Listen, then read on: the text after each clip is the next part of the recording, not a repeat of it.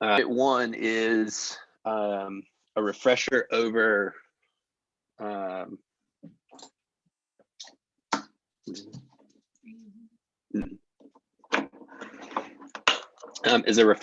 things that cells do.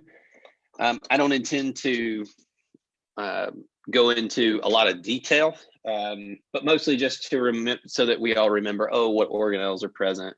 We'll talk about a review, what maladaptive changes cells can do, how cells get hurt, and that'll kind of tie us into what we'll cover next class, which will be the consequences of stress, both at the cellular and at the organismal level. And then we'll, next class and probably the class following, we'll talk about pain, which I assume for nurse anesthesia, you all are experts. And so what you have maybe studied will be much more involved than probably what we'll do. So let it be a reminder, if a refresher or just a summary synopsis kind of thing.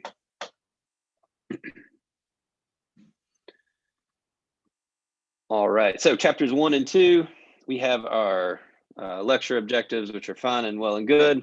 And then what I've done is within the note deck, to help you better organize it, even though they're all in one place, I have title slides that separate the two notes for particular chapters. And so, really basic to understand how diseases occur. All diseases start with some consequence to a cell. And so to know how those work, we'll just refresh what are the structures of the cell. And really, there are many more that we could talk about here, but we'll just focus on the cell structures of note. And here we have a characteristic cell that has, some of your major features. All cells have plasma membrane. A feature of a life is that there's an inside and an outside. The plasma membrane is a double layer of phospholipids where their hydrophilic head groups face out and the hydrophobic tail groups cluster together. And energetically, this is very favorable. At least from cell biology, we talked about how phospholipid bilayers will form spontaneously and they'll self-close if they are torn to sufficient degree. If you mess with the cell membrane, what you do is you mess with the ability of the cell to bring in nutrients and expel waste at a minimum. If you burst the cell membrane, you have exposed things from the outside. They're gaining access to the inside. And so the plasma membrane is dynamic. It has proteins. Remember, we have peripheral versus integral proteins. Also, the outer surface is one way that, from immunology, is one way that cells can be identified, right? And so we know antigens in the context of anything the immune system can see or could see. This text kind of narrows it down a little bit more to say, like, the sugars that a cell will express, the glycoprotein structures. Both of those work. And what these antigens that are expressed on the outside do is it helps the immune system know who belongs and who doesn't. And that plays big roles in some of the stuff we talked about at the very end of immunology. Your allergies, right? Detection with IgE, autoimmune diseases, transplants, blood transfusion reactions, which we'll probably revisit again in the blood section. So you don't want to mess with your membrane, and if you do, that can have consequences. One of the cool features of that membrane that, again, we talked about in cell biology, but a refresher of it, is the sodium-potassium pump. Most of the energy expenditure, especially of neurons, but of pretty much any cell, are these sodium-potassium pumps. And what they do is they kick out 3 ATP and bring in 2 potassium, or 3 sodium, and they bring in 2 potassium. And this is active transport, meaning sodium is being moved against the concentration gradient and potassium is being moved against the concentration gradient. Oops. Oh, sorry. My email popped up here. All right. Now, why does it do that? Because these sodium potassium pumps create a situation where you have much more sodium on the outside of the cell and much more sodium on the inside. And so it creates polarity. And this establishes the resting membrane potential, where cells, by virtue of these pumps and the movement of these ions, are more negative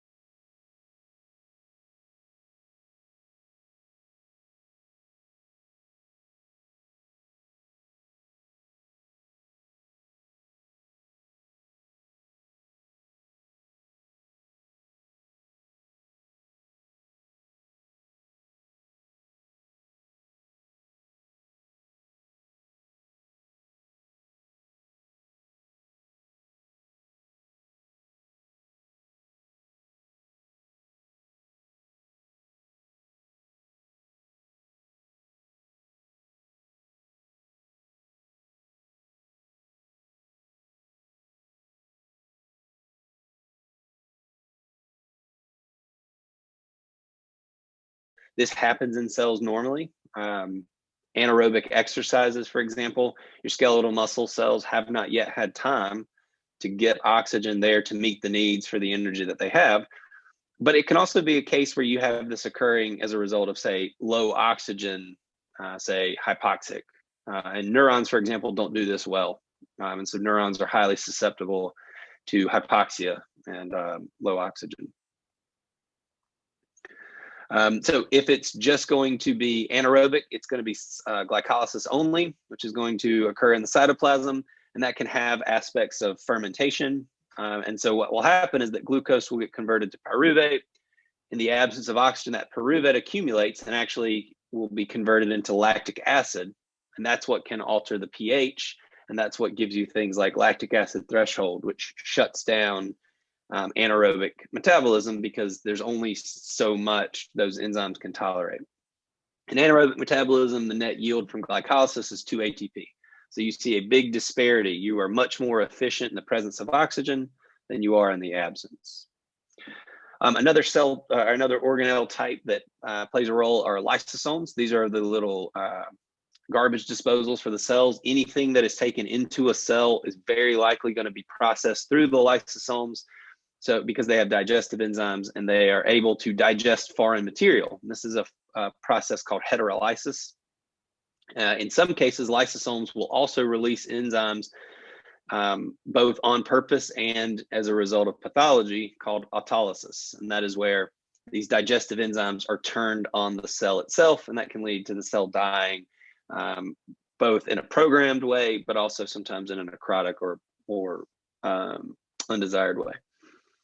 Now, there are big consequences to not having adequate or sufficient lysosomes. If you are missing lysosomes or the enzymes that should be present, you will accumulate harmful substances, like your trash will continue to accumulate. A good example of this is in Tay-Sachs disease, which is a mutation where the lysosomal enzyme repertoire is incomplete, and it leads to the accumulation of gangliosides, and that accumulation creates the significant neurological defects that you would see. Tay-Sachs is described in chapter 3, and you may talk about it in your genetics classes coming up. Now, there are also organelles that are similar to lysosomes. I come from a line of thought where proteasomes are not really an organelle, but because your text says that, we'll just go with it. Proteasomes are a compilation of proteins that serve to digest macromolecules, namely proteins and long polypeptide chains. Because they are deemed waste, they'll break them down to recycle. There are cases where proteasome activity is accelerated, such as in cachexia with cancer. Those proteasome paradigms get accelerated, and so you start to see that wasting feature because all of the proteins are being digested inappropriately. Peroxisomes are an organelle that are like lysosomes, except they process free radicals and fatty acid wastes, so lipid wastes. They are linked with adrenoleukodystrophy, where you have dysfunctional peroxisomes, which, again, you're not breaking down these fatty acid chains appropriately, and so they're accumulating in the nervous system, and things accumulating in the nervous system are bad. We'll talk about Alzheimer's disease, but that's a characteristic protein accumulation or dysfunctional protein accumulation setting. The endoplasmic reticulum and ribosomes. So endoplasmic reticulum is the network. You can see it here in the cell. It's a network where, namely, you're going to either make lipids in the smooth ER, smooth because it lacks ribosomes, or in the rough ER, rough because it appears studded with ribosomes. And we didn't get into this in cell biology, but it's not that the ribosomes are actually embedded in the membrane, which is what a lot of people think. It's that the ribosomes are making protein, and it's a protein that is being transported into the ribosomes. So the whole unit gets, it's the polypeptide that is anchoring it to the ER. So it makes it appear as if the ER is decorated with ribosomes, which is cool. ER stresses play a role in cancer, obesity, and diabetes, where you get dysfunctional protein production. So you're not producing these ribosomal proteins. It can also be that the ER is not trafficking the proteins around correctly. And then ribosomes themselves are just protein factories that are comprised of a variety of proteins and RNA subunits. What's interesting about ribosomes is that if a cell becomes hypoxic, it's going to produce less energy. And one of the big consequences to having less energy is you are less efficient at producing protein, because translation, which is the act of making protein from mRNA, is highly dependent on energy. Those ribosomes need ATP to bring the tRNA to make the polypeptide chain. And so you see that suffer. A related endomembrane structure is the Golgi. How to tell the difference between the ER and the Golgi. The ER, if you follow it back far enough, you will see it's continuous with the membrane of the nucleus. The Golgi is not continuous with it. And that reflects the way that those two compartments evolve. The Golgi helps to package, process, and ultimately serve as the major transit point for the secretion of proteins. A good example of this is the ACTH, which actually gets synthesized first as a pre-pro hormone. That pre-pro hormone gets moved through the ER and into the Golgi, at which point in each of those steps, it gets cleaved closer and closer until it becomes the mature ACTH, which is then secreted to go and do its endocrine things. Another hormone that uses a similar method that we will visit in an upcoming unit is insulin. Right, it's produced in kind of a pre-stage, and it only becomes mature as it gets processed through the Golgi.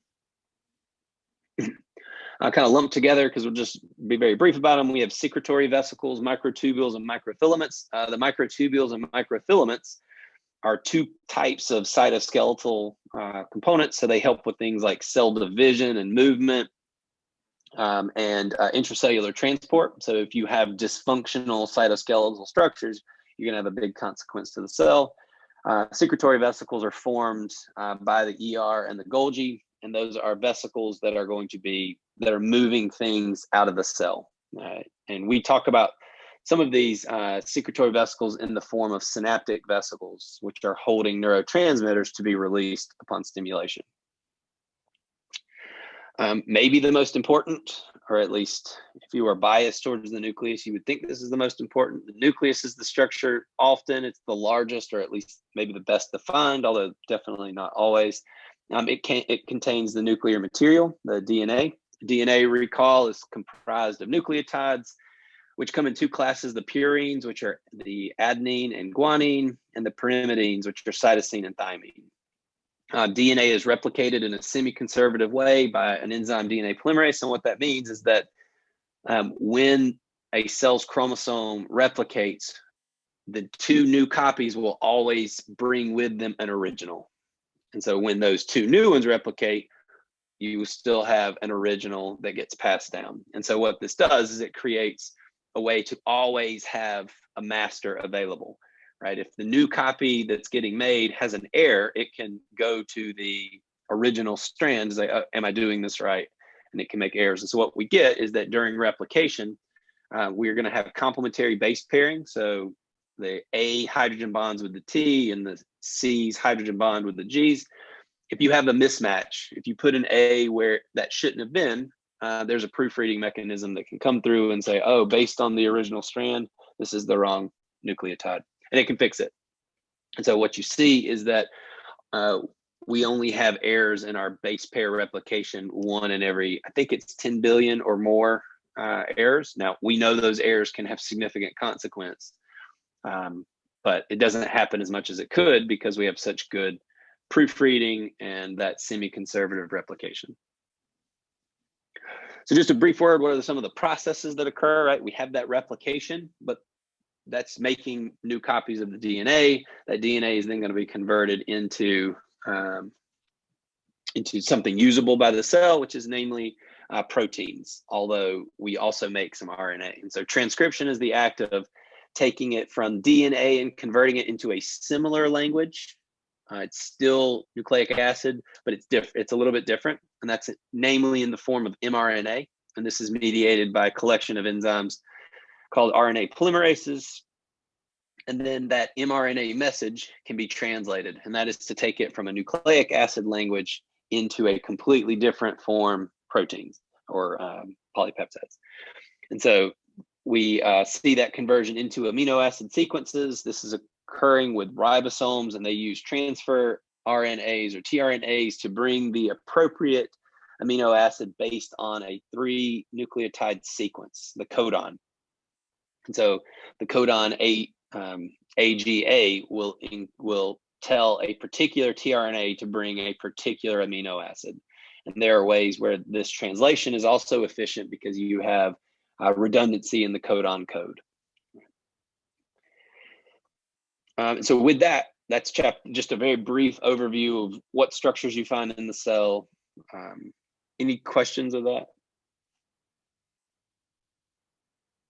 Cool.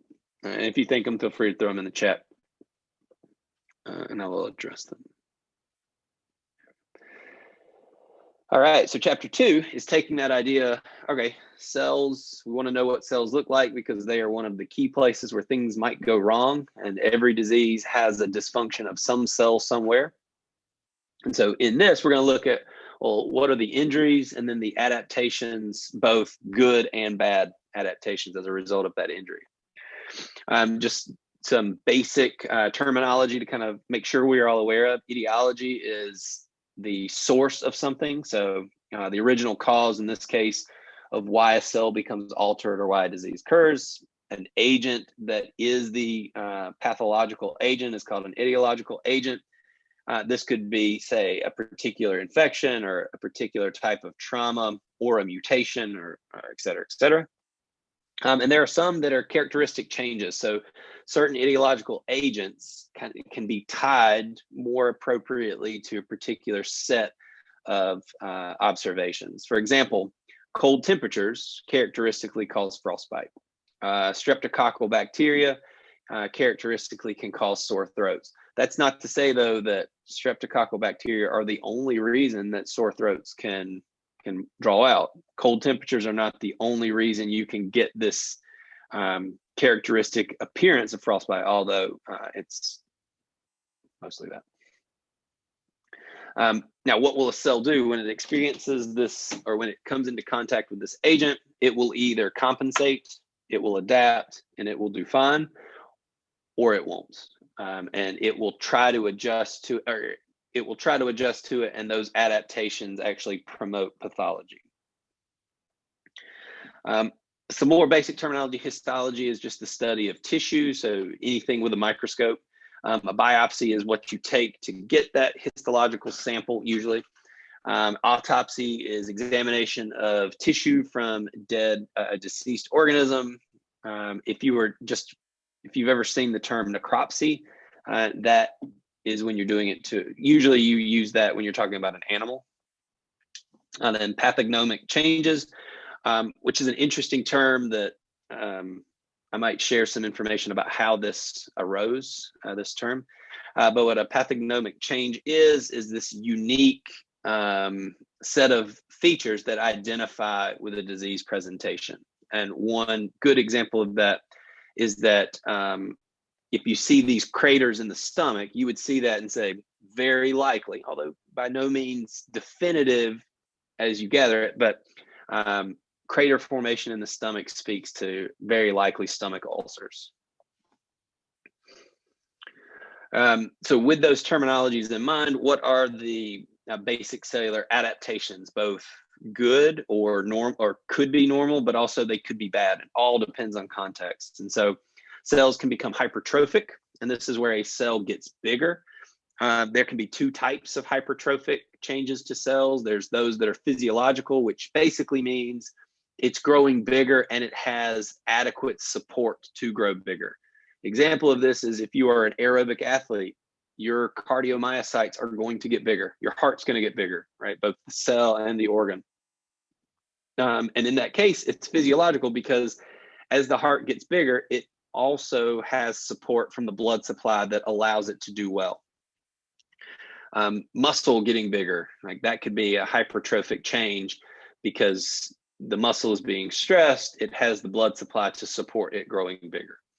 There can also be pathological hypertrophies. And this is where the cell size gets bigger, but it doesn't have the support. Say it doesn't have adequate blood supply, or it's bigger, its enlargement affects the function of the organ. And a great example of this, probably the best example of this, is pathological cardiohypertrophy, right? Like where the heart muscle gets bigger, but it's getting bigger, but it's not also increasing its nutrient supply.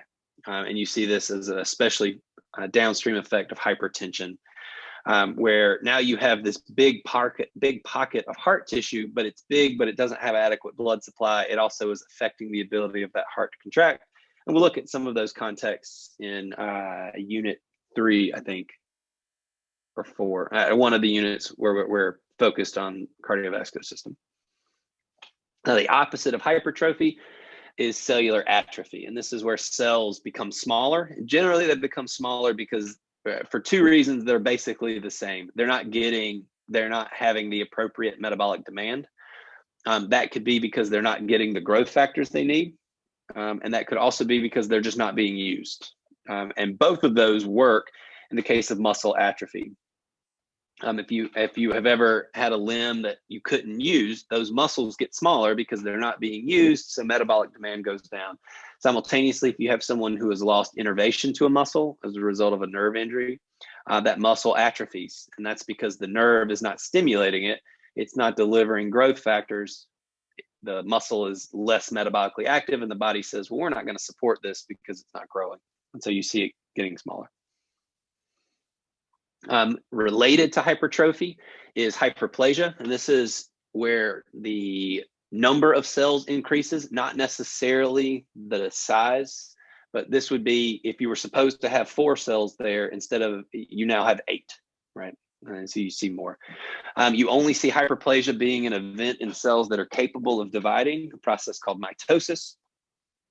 And this can result normally from hormone stimulation. During pregnancy, breast tissue swells to support the eventual events of lactation, and that can be stimulated as a result of estrogen. Estrogen levels increase. The breast cells say, oh, hey, this estrogen tells us we should replicate. We should become hyperplagic so that more of us can be here so that we can lactate when required. It can also be maladaptive, and this is where cell numbers increase too much. An example of this, and you kind of see where this is going, right? Cells reproducing too much, that sounds problematic. Well, one of these are keloid formations. These characteristic signs on the skin that you've had skin cells grow up too much, and it forms these, I've always called them scars, but keloid formation. So hyperplasia leads into the next set of adaptations, which is metaplasia. And this is where you should have one cell type, but something happens to that cell type and its genetic program changes so that it survives, but it also survives based on a particular set of conditions. So metaplasia is one cell type is replaced with the different wrong cell type. This is best illustrated in GERD, where you have stomach acid that is working its way into the esophagus. And as this stomach acid continues to expose to the esophagus, what happens is that the normal esophageal tissue gets replaced by tissue that starts to look very much like stomach. And that's because it is being exposed to acids, and it's saying,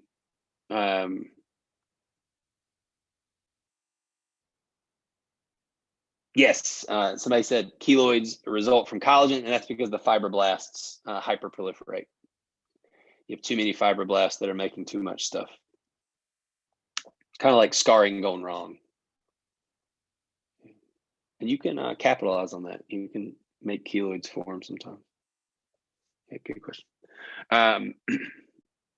So you have a cell type that is in a position where it shouldn't be there, but likely it's because of the consequences of the environment. In this case, that stomach acid coming up. And that leads us into the first of our, our track now into cancerous or possible cancerous adaptations. Dysplasia is a dysregulated cellular growth. Deranged is one way to put it.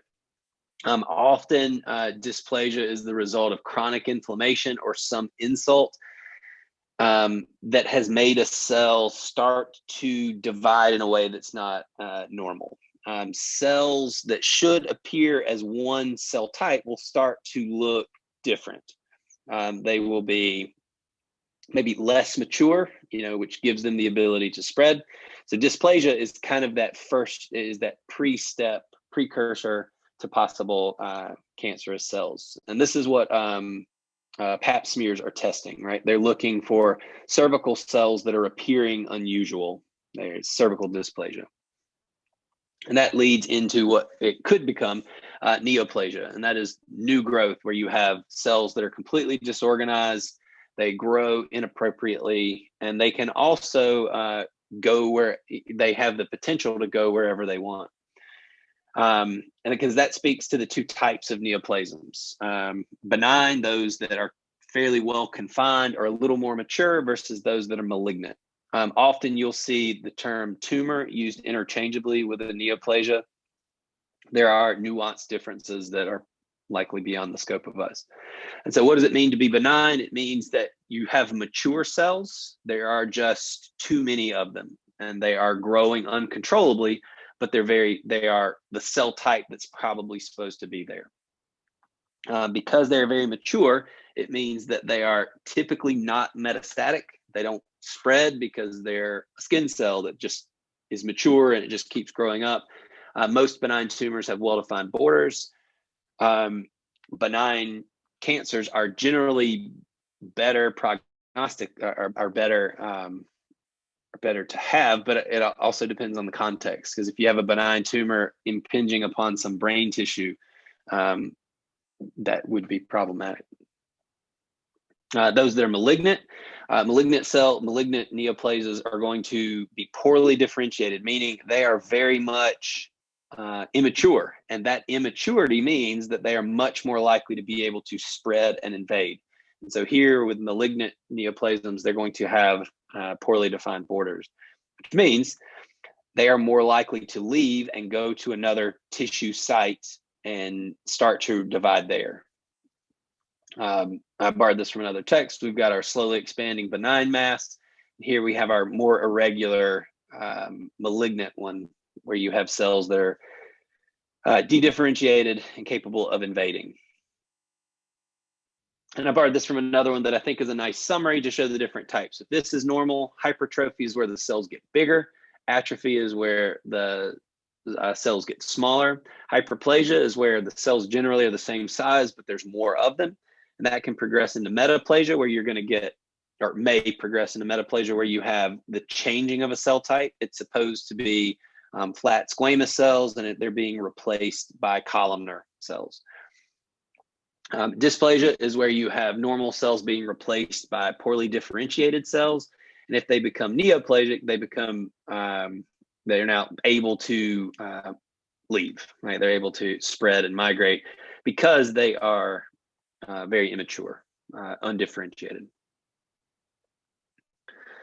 And so with those possible adaptations, what are some of the basic concepts? What is it that can go wrong in a cell? You could have a dysfunctional sodium-potassium pump.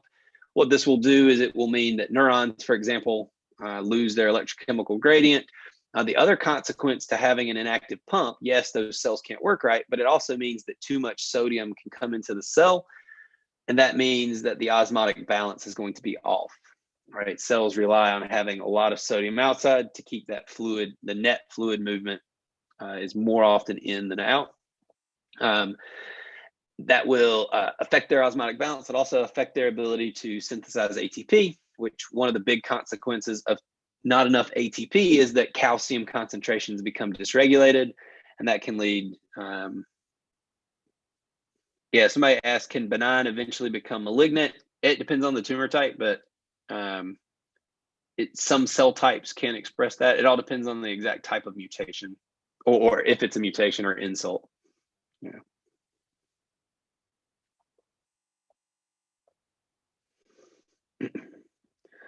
If you affect your plasma membrane, right, you have impinged upon the barrier, you will allow wastes or harmful substances gain access. Things you need to keep in the cell could be lost. In addition, any cellular process that relies on an integral membrane is going to become dysregulated. You can have defects in protein synthesis. You can also have accumulation of things inside the cell. Again, anytime a cell accumulates something, it's probably not good. And I included the picture of the livers, such as fatty liver, where those liver cells accumulate fats from the diet. You can also see that in the xanthomas, which is that cholesterol that's accumulating in the accumulating in the sclera of the eyes. It can also accumulate in the skin, and you see that a lot with some of your familiar hypercholesterolemias. One borrowed from the brain that we will talk about are the neurofibrillary tangles, and this is too much tau protein that is not being digested and removed properly, and that's one of the possible two microscopic features of Alzheimer's disease, among other neurological diseases. You can also have genetic damage. Injury to a cell's DNA may cause mutations. We know too much UV exposure can cause your epidermal cells to become cancerous, or you're at risk for melanoma or others, as an example. Hypoxia is where you don't have enough oxygen to cells. This could be due to ischemia, which we'll talk about in the context of the brain and heart. But ischemia can be a consequence to any cell type. Ischemia, there's not enough, there's some insufficiency in circulation. You could also have problems with red blood cells that do not adequately carry oxygen. These are your anemias. Sickle cell is a good example because sickle cell has a dysfunctional dysfunctional hemoglobin in it.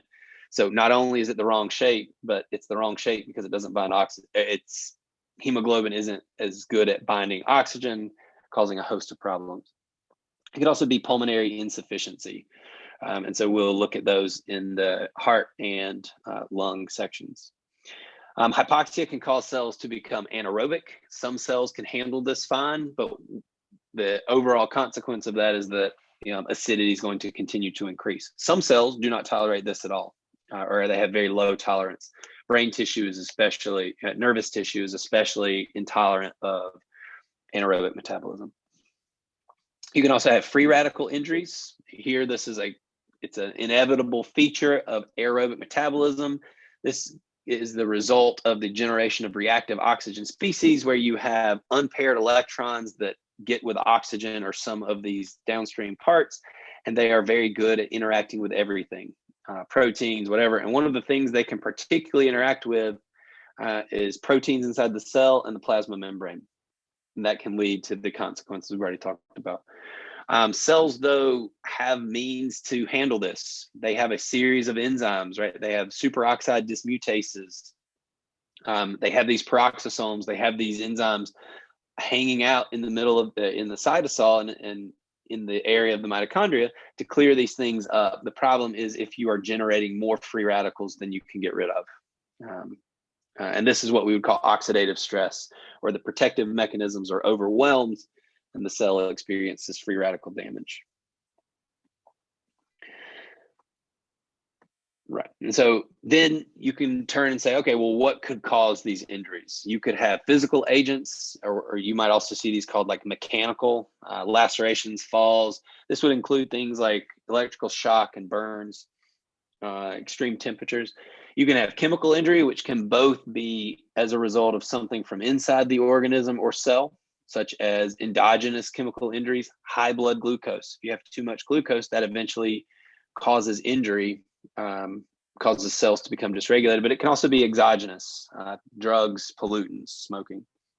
You can have infectious agents that can infect or indirectly damage the cell. You can have injurious immunological reactions, which we spoke at least about the idea that, the cells are producing these things that are gnarly. Short-term inflammation is good, but long-term, those molecules damage cells that don't intend to be damaged. You can also have nutritional imbalances. We're not going to do, I think it's chapter 5, which speaks more to the idea of nutrition. That's a good chapter to read if you have time. But cells that don't have the nutrients they need, insufficient amounts or imbalances in macromolecules or vitamins or minerals, are subject to dysregulation. So to spend a little more time on the endothelium, and why do this? Well, one, because endothelial injury is a good example of how cell stress can progress into a larger consequence. But also, I would say pathophysiology as a whole is biased towards the brain and the cardiovascular system.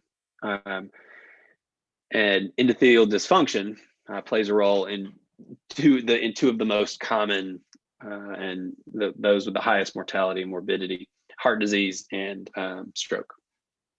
So what is the endothelium? You all know this, but I'll pretend as if you don't. Endothelial cells are who line the blood vessels, right? They are not static. They are not just there to look pretty. They are active. They secrete things like VEGF, vascular endothelial growth factor, which is a nourishing molecule that allows blood vessels to stay healthy, but also new ones to grow in particular areas. They secrete nitric oxide, which allows the vessels to dilate and then eventually constrict so that you can have blood flow changes. Say you need the immune cells to get out.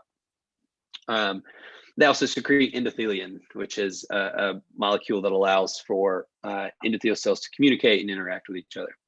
So if you injure the endothelial cells, you can predispose you to damage. And the characteristic one of this is atherosclerosis.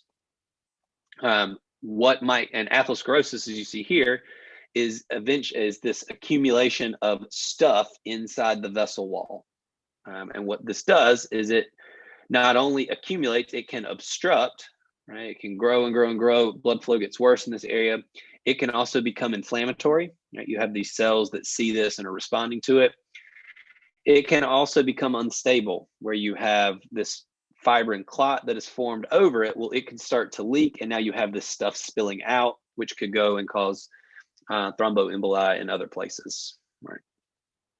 What's interesting about atherosclerosis, there are things that can lead to it, like hypertension and hyperglycemia, free radicals, and elevated blood fats and cholesterol. But we all have the precursors to atherosclerotic plaques. We have these things called fatty streaks. And that is just because, by virtue of the fact that blood flows through our vessels, the vessels are under stress. You see this especially true at branch points, and it's a result of hemodynamic stress. So blood going, you have a vessel that splits. Well, as the blood flows through it, that middle fork part is under stress just by the dynamics of the blood flowing past it. So we all have this as an underlying feature. It's, do we have anything else that will accelerate it? Right. So hypertension in the context of endothelial injury, hypertension, the blood is flowing at a higher force. The pressure is higher, which means that normal shearing force is exaggerated. And one of the consequences to this endothelial injury is an aneurysm, and that's where the arterial wall becomes weakened and makes it prone to rupturing, where blood is going into a place it's not supposed to go. With diabetic hyperglycemia, here you have too much glucose, and it actually becomes toxic, and it forms these advanced glycation end products, which are damaging to the endothelial cells. In response to this insult, they start to release endothelin, which is a way endothelial cells communicate with each other, namely to say, hey, endothelial cells, tell the smooth muscle to constrict. And you see these as a potent vasoconstrictor. Free radicals, again, these highly reactive oxygen species are capable of interacting with anything. One of the things they can do is interact with endothelial cells and cause them to become dysregulated. Cigarette smoking, interestingly, is a big source of endothelial cell injury.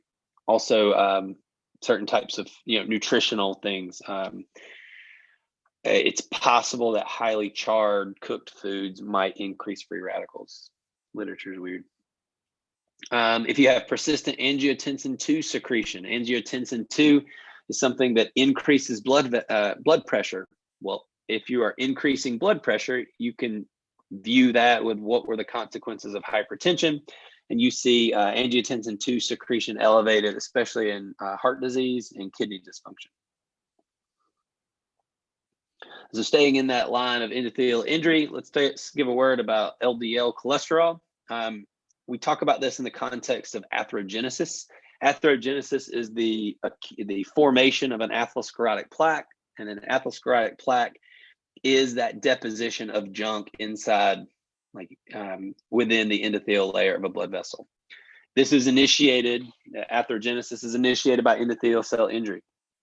One of the reasons high levels of cholesterol are linked to atherosclerosis and heart disease is because if you have a lot of this cholesterol around, you're going to need a lot of LDL to bind it. And what happens is, as that accumulates, they become modified, right? And so you have this accumulation, the vessel gets injured, these LDL molecules get trapped in there, and it actually recruits macrophages. They come in, they start to eat these LDLs, and they become what are called foam cells. And then foam cells are macrophages that are full of fats, namely LDL cholesterol.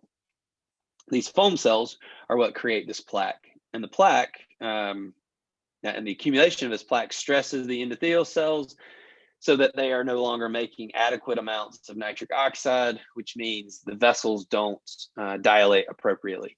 Right. And so what you get is eventual occlusion of the vessel, which could become unstable, where you have the highly inflammatory stuff inside the plaque escaping into the bloodstream, causing all manner of problems.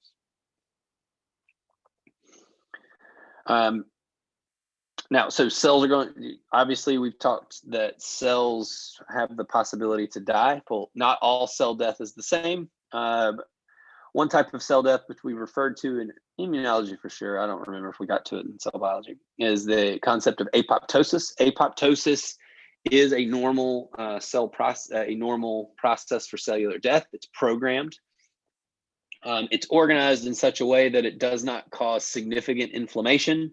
And generally, one cell becoming apoptotic does not mean the neighboring cells become apoptotic. So it spares adverse consequences to surrounding cells and tissue.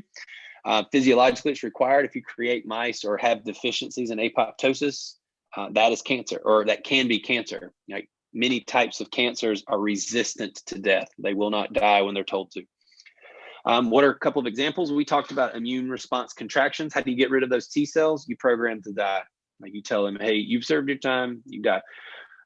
We develop with webs between our fingers. We generally aren't born with those. That's because that tissue undergoes apoptosis, but also synaptic pruning. Your brain is born with many more neurons than your brain develops with many more neurons than you're actually born with. And that's because we get rid of the ones that don't work or that make the wrong kind of connections. And so apoptosis is required there. Some diseases are associated with abnormalities in apoptosis. Spinal muscular atrophy is associated with an increased apoptosis of those muscle cells. Prostate cancer is associated with decreased apoptosis, where those prostate cells, those hyperplagic ones, should not be growing. They should be dying, but they're not. If we compare that to necrosis, necrosis is generally cell death as a result of an injury. It's an irreversible process. Once a cell becomes necrotic, it cannot be saved, whereas an apoptotic cell could be. In general, in necrosis, the membrane disintegrates and everything that is inside the cell is just released. The lysosomes become active and the cell kind of bursts and initiates an inflammatory reaction. And I'm sure I talked about this. I know I say it in almost every class. The one simple way to think of the difference between apoptosis and necrosis is to think about what you do with your trash. Apoptosis would be akin to collecting your trash into neat bags, putting those neat bags in a waste container by the road, and somebody comes by and takes care of them, right? Like it's very orderly, everything's fine. You're not annoying your neighbors. Necrosis is the idea of like, instead of putting your trash in bags, you just throw it in the street. That makes your neighbors mad. So don't do that. A type of necrosis, or at least one consequence of necrosis, or one thing that could cause necrosis, is an infarction. And that is a period of ischemia. And it can cause ischemic necrosis. And that is where cells die as a result of injury that is in fact prolonged ischemia. And you see this in stroke, myocardial infarction. And what happens, these dying cells start to release things that should not be present in the bloodstream. And so in a patient that's undergoing a heart attack, you might find cardiotropin levels increase in their blood, and that's because heart tissue, heart cells are dying. And so things that normally you don't find in the blood are starting to appear. And this shows well, right? Viable cell that experiences the program for apoptosis is cleanly done, right? Little trash bags. Compared to a necrotic cell, it bursts. It just, and all of its trash is all over the place, and cells see that and say, oh crap, something's wrong. We should become inflammatory. Another type of cell degeneration, which is related to necrosis, is gangrene. There are different types of gangrene. Yeah, I'm going to share. I have another good example of apoptosis. Oh, good. I like that. Gangrene is, different types, wet, dry, whatever. Gangrene is prolonged ischemia, infarction, and necrosis. Probably one of the, I don't know if it's true, the best known is gangrene as a result of Clostridium perfringens infection. And what happens is this causes gas gangrene. Clostridium perfringens is capable of infecting necrotic tissue because guess what? Clostridium does not like oxygen. And so what it will do is, if given the opportunity, it will infect tissue that does not have any blood in it. And so as it consumes that tissue as a consequence of its infection, it emits gas that is nightmarish. Now, you all are many of you are nursing and clinically oriented. So I've had the pleasure of never having to experience that outside of like controlled lab settings, I should say, where we were growing it up on purpose. There are also interventions to preventing permanent injury. Your textbook describes these. Just use this as a starting point, but you could transplant that organ or put in healthy tissue. You can use stem cell technology as a field that is rife with issues. But there are legitimate therapeutic purposes to stem cells. You could also do different types of cloning to kind of swap out and swap in appropriate things. One day we will be able to add things like genetic editing. I feel like there are many types of genetic diseases that might lend themselves to things like CRISPR-Cas9 treatment.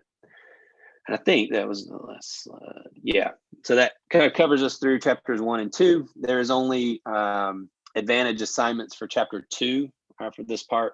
And what I'll try to do is in the assignment on Canvas, I will try to say what it is that you need to be doing. I'll try to give it, that way you at least just know. I have due dates for those items in Canvas. But if you